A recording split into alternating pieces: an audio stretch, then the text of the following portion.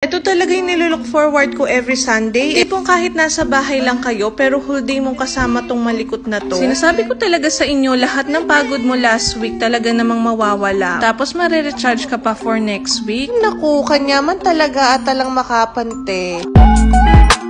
Sunday na naman nga at day off ko today, pero walang magpapahinga mare. Kaya naman habang tulog si Aya ay inumpisahan ko ng linisin tong si Primo. Paano ilang araw na rin nung huli namin siyang nalinisan. Pakahina nga dyan ng tubig, paano nakasalang din yung marumi namin. Minsan talaga mas masarap din yung ikaw yung naglilinis ng sasakyan nyo, no? Satisfying kaya pag sasakyan mo ulit siya ng malinis. Ali, pero yung tutunan nini, magtipid kaya talaga. Char.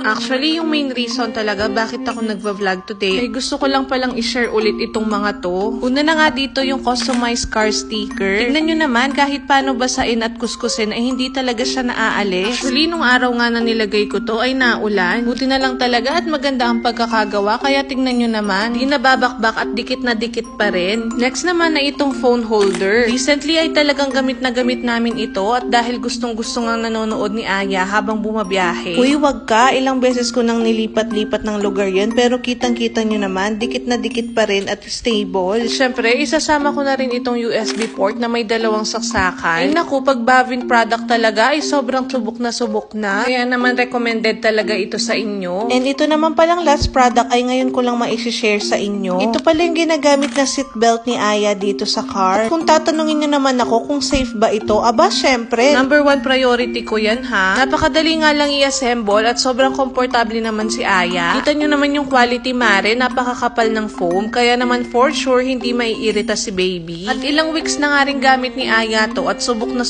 niya. Sobrang likot na nga ng batang ito, pero naku, hindi talaga maaalis yung lock niya. Kaya naman kung gusto nyo rin yung mga Finlex ko, alam nyo na, nasa comment section or yellow basket. Pagkatapos kong linisan ito si Primo, ay naku, umulan talaga mare. Biglang buhos nga yung ulan, kaya naman hindi ko na ipasok kaagad. Pagpasok ko nga sa kwarto, ay gising na pala itong si Aya at naglalaro silang mag-ama. Sabi ko nga ay total nakapagpahinga na siya ay liguan na namin. Tapos na nga kaming maligong dalawa dyan kaya naman naglaro muna kami. Alam nyo ba recently sobrang ko na-enjoy yung ganitong banding namin ni Aya.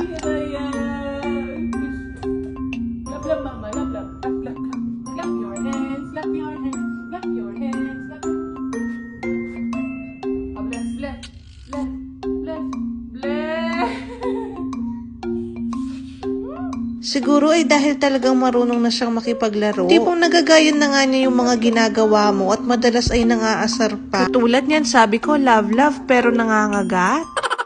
Pero tong batang to talaga naman ay sobrang lambing. Yung tipong bigla ka na lang niyang kikis at ihahag. Pero minsan may kasamang kinis. Habang ini-edit ko nga to, sabi ko, napakabilis ng panahon. Parang kailan lang na nasa tiyan ko siya at sumisipa-sipa. Yung weird cravings ko na ulam, pero gusto ko ay galing sa piyestahan. Yung feeling na malapit na akong manganak, pero nagsusuka pa rin ako. Lalong-lalo na yung feeling na nagli-labor. Ay naku, mapapatrowback ka na lang talaga. Pero ngayon, tignan nyo naman. Big girl ne. Kunting panahon na nga lang talaga at meron na akong makakaaway. Kaya naman gusto ko talagang enjoyin yung mga ganitong moment. Kasi nga sabi nila, minsan lang sila maging bata. Sabi nga ng iba ay wag daw sanayin sa buhat. Pero ko kasi gusto ko talaga yung binubuhat ko siya lagi. Kasi konting panahon na lang sila na mismo ay ayaw niya niyang magpabuhat. Kaya naman talagang gusto kong sinusulit yung mga ganito. Kaya pala madalas ang pagkagat-kagat ni Aya ay dahil nagingipin na siya. Meron na nga siyang isang ngipin sa baba at buti na lang ay hindi siya maselan.